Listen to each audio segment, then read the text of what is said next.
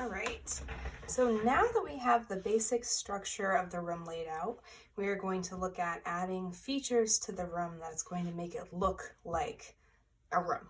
So that would be the windows, that would be doors, anything that's going on the ceiling, anything that is going to be the flooring. So these are kind of the structural features of the room.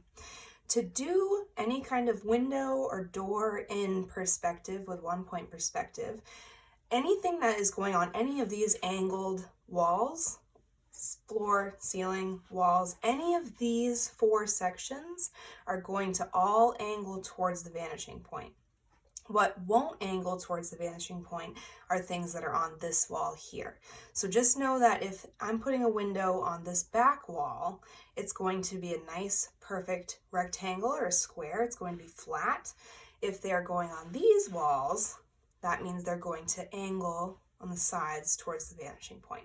So what I'm going to show you right now is just how to put in doors and a window. So you can choose on your room kind of where that might be. I would say I do want to see definitely windows or doors put onto these side walls. So just make sure that you don't put everything on this back wall. And on those, if I'm going to start, I'm going to also first look at, this is my horizon line. So the vanishing point is always going to be on the horizon line. Just so you guys can see, I'm going to put that in. So that means that eye level is roughly here in my room. That means anything that would be kind of below eye level is going to be, we're kind of looking down on it.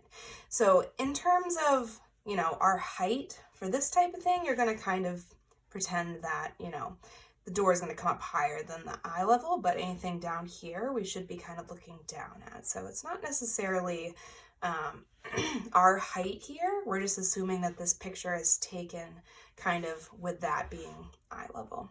So just keep that in mind. This is a horizon line. So for the door, when I start the door, what I would figure out is how tall you want the door to be first. So I'm probably going to put a door on this side wall here. And what I'm going to do is I'm going to look at this and say, okay, based on what I know about doors and kind of door frames, they usually come to about maybe here on the wall. They're not going to go all the way up to the ceiling, but there will be some space between the top of the frame and the ceiling.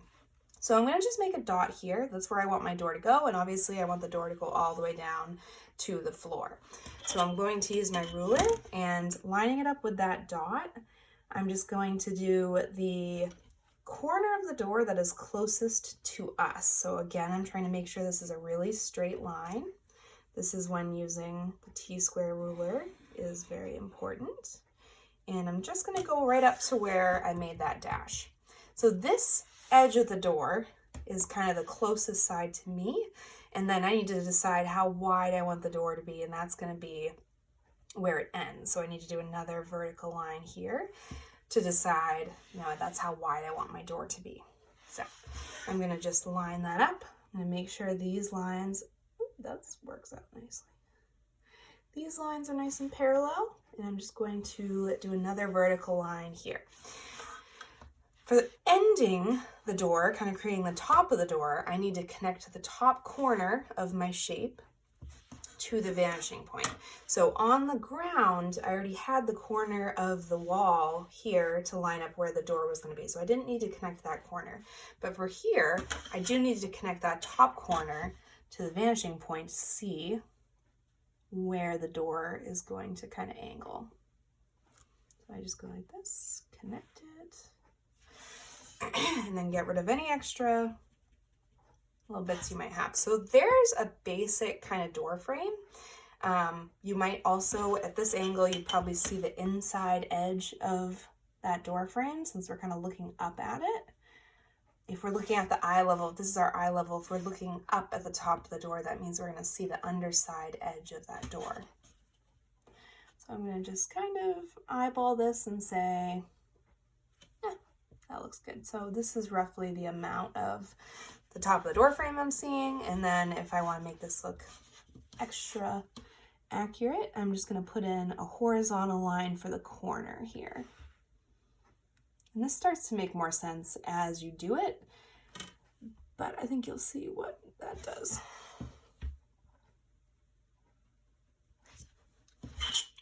that corner put in. I'm just gonna make sure this edge stays nice and clear. And I would see, since I see that inside top edge and I see the corner, I would just connect that other corner down.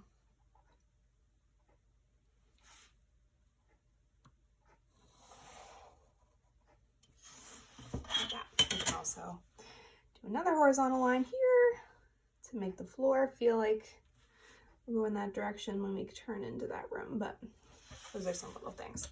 All right, so that's my door.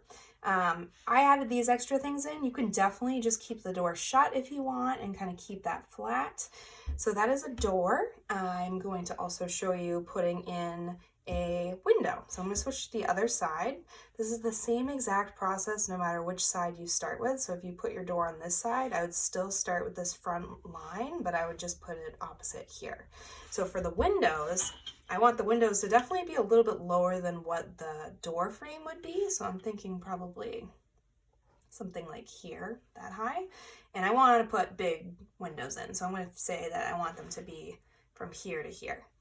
To make it easy with windows, especially if you're putting multiple in, what I usually do, and normally you see kind of more than one single window, or you often do anyway. So I'm just going to make a dash for where I'd like to have the bottom of the windows be, and I'm going to connect that to the vanishing point.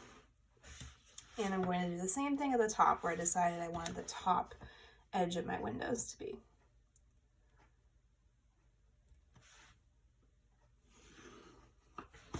Okay, so this space is basically, this is the top edge of my windows, this is the bottom edge of the windows, this is just my eye level, my horizon line. And for this, I want to divide this space up by putting in vertical lines to kind of figure out where I want the individual windows to be.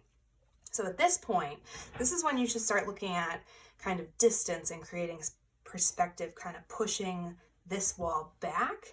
If you're doing that, that would mean that the windows would be bigger when they're closer to us than they would be when they're back here. So that means if I want this window to be kind of the biggest, I'm going to just figure out kind of where I think the window, the first one's going to go. And I'm going to make sure that this is the widest window. So I'm putting in kind of wherever I want that window to end. So I'm going to start with that. I'm going to use my ruler. I'm just going to put in my straight vertical lines. I'm going to use the edge of the paper to kind of help me make sure that it's a nice straight line. Here, and then also here where I want this window to end.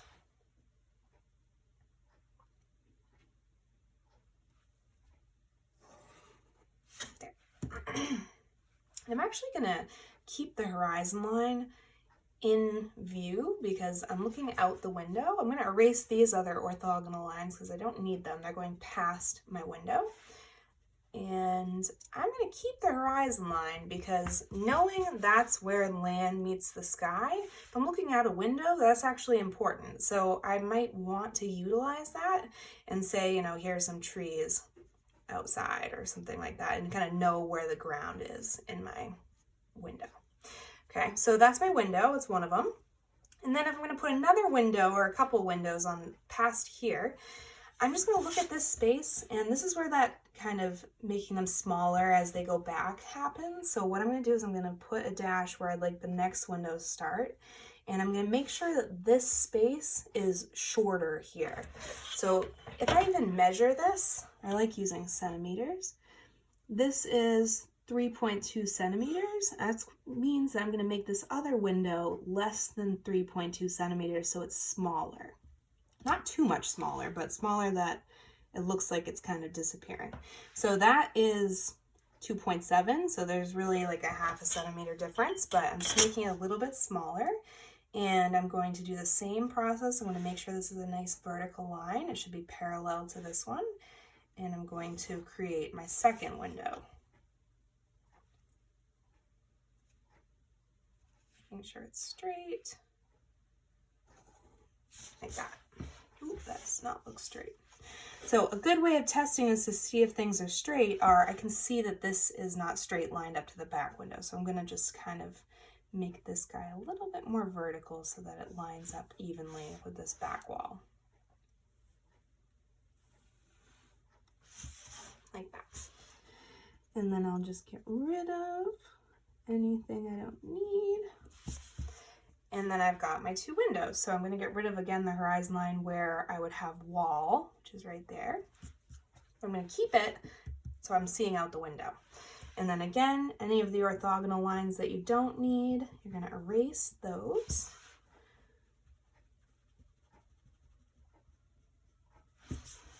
And then we've got 2 windows. And you can get rid of the horizon line. You don't need to have the horizon line drawn in for this, as long as you're aware that that is your eye level. So I like to keep it kind of handy, and sometimes I'll leave it kind of just maybe against on the back wall so I can still see where the horizon line is. I'll get rid of that eventually, but I just want something to kind of have an idea of where that eye level is. So now we got windows on this side. We can get rid of this horizon line over here.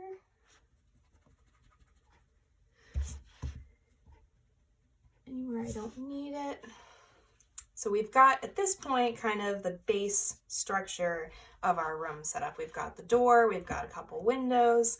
Now we can look at this and say, all right, I've got this wall figured out, I've got this one figured out. Now I'm going to figure out what's going on the ceiling and what's going on the floor. Most of the time the ceiling can stay relatively simple. Usually ceilings are painted, so they don't tend to have a lot of stuff on them. You might see those, drop down ceilings. That's something where you have the lines. You would put those in kind of so they fan. I'm going to show you putting kind of like hardwood floor into the floor. So that process is the exact same up here if you want to do something for the ceiling, but I'm just going to show you the floor here because I'm going to pretend that my ceiling is painted so that's easier. So for a wooden floor, or any type of floor that's using, lines that you want to have connect to the vanishing point, to do that, all you have to do is you have to figure out right at the front where you want them to be when they're closest to us. So this should be the biggest point of those pieces of wood that are on the floor. So I'm going to look at this, and I like to use the ruler, and I'm just going to say, I'm going to put these every 2 centimeters just to make it easy for myself. So I'm going to do 2, 4, and just go through and make a dash mark at every 2 centimeters. So I think that's a good spacing for like hardwood floor, depending on the size of the paper. You can definitely make it bigger or smaller. It's just going to be kind of more lines to define if you do these smaller than this. Okay, so that lines up. That means I've got kind of where I want the boards to go closest to the bottom of the page. So now with this, all I'm going to do is I'm going to really simply just connect each of those dots to the vanishing point and just draw an orthogonal line towards the vanishing point. And these should fan. So they're going to angle really far out on the outside corners, but they should be relatively straight right about here. And I don't need to go all the way to the vanishing point because the floor stops at the back wall. So if you need to, you can connect it and then just erase that later, but as long as you know that they're lined up well, I know that if I continued this line, it would go straight to the vanishing point.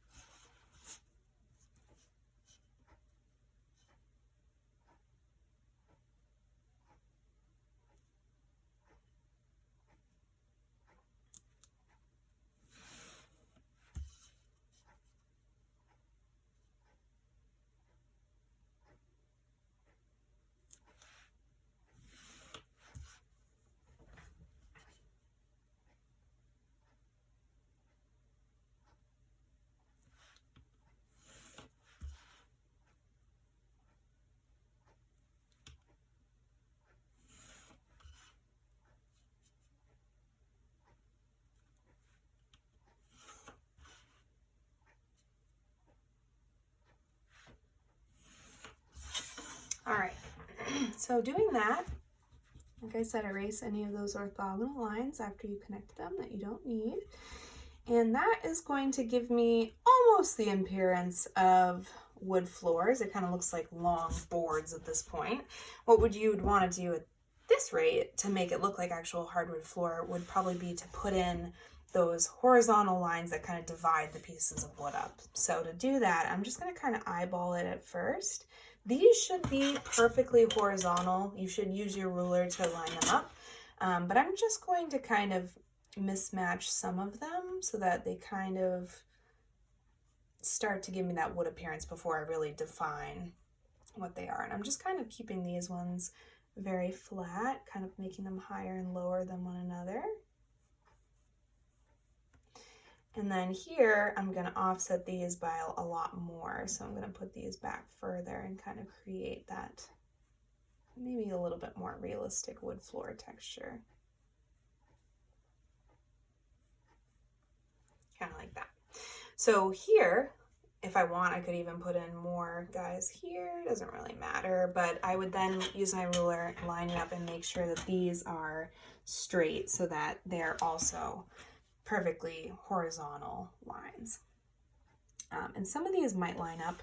I didn't do them perfectly even, but any of them that do kind of land on this horizontal line that I'm using right now is good. You get the point. So you go across and you kind of straighten these out, and that can give you a floor texture. So that is kind of setting up the structural features of the windows. These guys work the same exact way as this inside door frame does. So I would see the inside edge here. You definitely want to use your ruler, line it up, but you would probably see the inside edge of that window frame. You'd also see it up top, so you would definitely connect to the vanishing point and kind of show those inside edges, and that will give you kind of a sense of depth in the windows as well.